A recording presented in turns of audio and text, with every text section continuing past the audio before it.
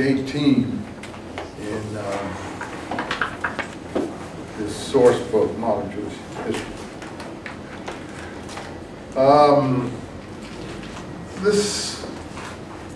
Let's see, what does he say, for instance? I think it comes earlier than that, on page 14, the acts of the Israelite deputies of France and Israel and Italy. This is around the year 1806, it would seem. Napoleon is in the midst of his wars. He needs as much manpower as he can get. If you read the introduction to this on page 14, the assembly wanted to declare France's Jews Frenchmen, faithful subjects determined to conform in everything to the laws which ought to regulate the conduct of all Frenchmen. But they could no longer declare themselves, as far as Napoleon saw these things, as a nation within a nation. Jewish law would have to yield without exception to French law. And I think Jews have basically accepted that. That's, again, part of the social contract. You have to wear your laws in contract, and that's what Mendelssohn was trying to work out. He didn't get to a final working out of the situation. But, you know, to get the protection of the state and to enjoy the citizenship rights, you have to put yourself under the constitutional laws of that state. We have the same problem here in America today with new immigrants coming in from different parts of the world. A lot of people haven't yet grasped the fact they come here for economic benefit. Oh, I go to America so I can thrive, so I can make money and, you know, be a businessman. No matter what country you come from, it doesn't matter, east, west, south, or north. They haven't yet realized there's a constitution here. And look, I'm from Eastern Europe, my people, or Germany, France, and Eastern Europe. I mean, I just take this as a given. My people didn't fight the Revolutionary War. I don't know how many of your people fought the Revolutionary War.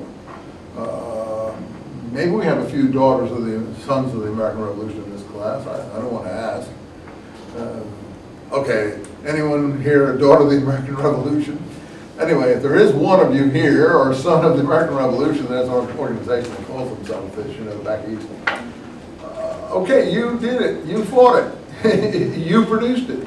But all these other people have come in to participate in it, right? And the thing that binds us all together, and the binding glue, is the American Constitution. It's sort of like a new law of Moses. It's voted on by the people. You may not like all its clauses. I don't think the framers liked all of its clauses, but as I said, it's the best that they could do, and Franklin said, I'm not even sure that we could get a better one. You know, and so it's the best they could get at that time. You may not like the electoral college, things like that. I don't know what issues you may have with the American Constitution. But that's it.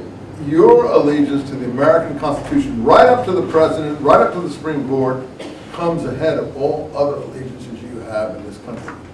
And I'm not threatening you or anything, but if you don't understand that, if you don't feel that, really, then you should go. This is not your country. That's absolutely true. Now, a lot of new people come in here and don't know that. The citizenship tests are supposed to explain that to people. People are supposed to, you know, before my wife is a naturalized American.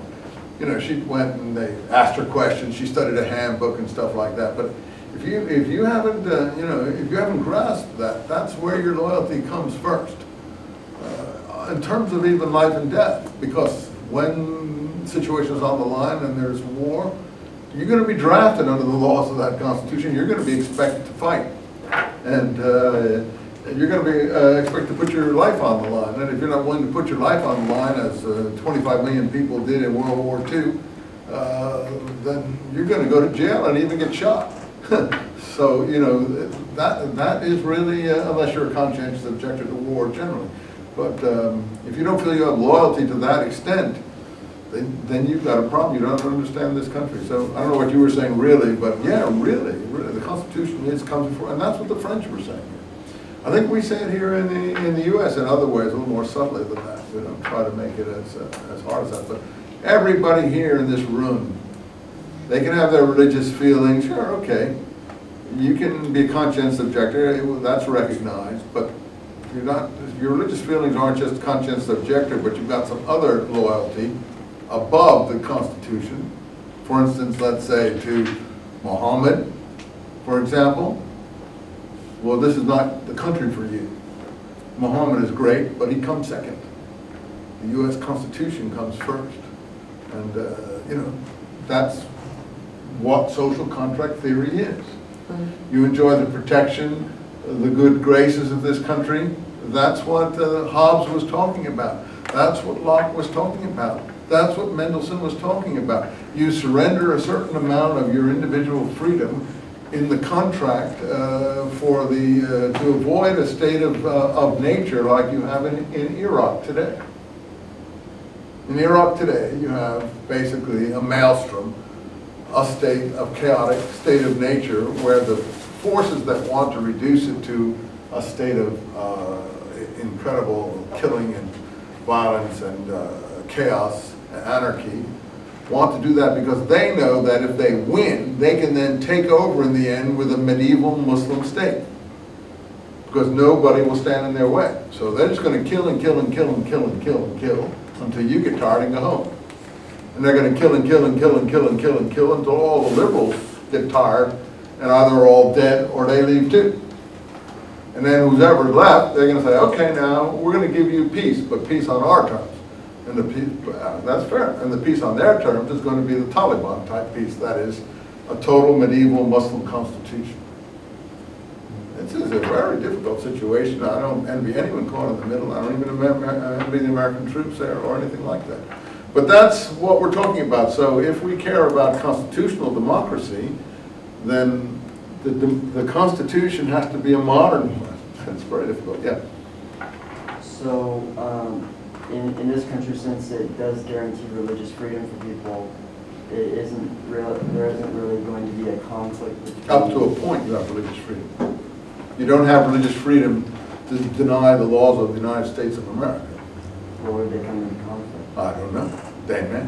Well, I'm just I mean, or look, we're talking about here. They said, we're not talking about America. I was just saying that we have the same thing here. Forget what I said. I was just trying to draw a parallel. Look, here he's saying, you know, insofar as your laws are in conflict with our state is the primary. That's what led me to that spiel, if you want to call it that big speech, okay?